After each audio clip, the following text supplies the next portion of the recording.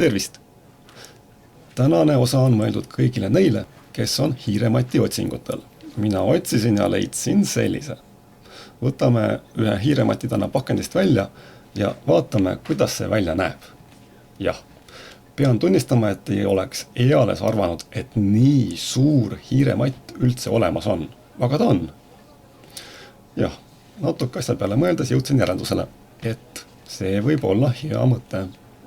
Muuseas, soovitan kõigil võrgupoodidest ostlejatel tähele panna seda, et kui sa mingi toodet ühe ja sama firma kodulehel väga tihti vaatamas käid, hakkavad hinnad salapärasel kombel tõusma. Varem arvasin, et see kehtib ainult reisibüroode ja hotellide hinnapakkumiste kohta, et ainult neil on selline nutikas süsteem kasutusel. Nüüd olen natuke targemaks saanud. Hinnavaatlus.ee abiks kodumaistest elektroonikapoodidest ostmisel.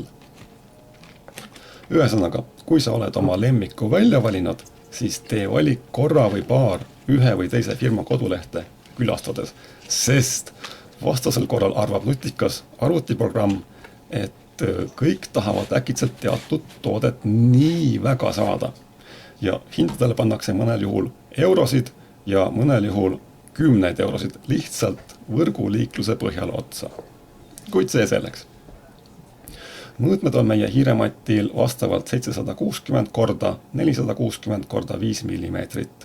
Selle hiiremati idee seisneb selles, et sa saad lisaks hiirele sinna asetada kas siis klaviatuuri või lausa sülearvuti. Pealispind on riidest, alumine kiht on kummist. Hiirematt nagu hiirematt ikka.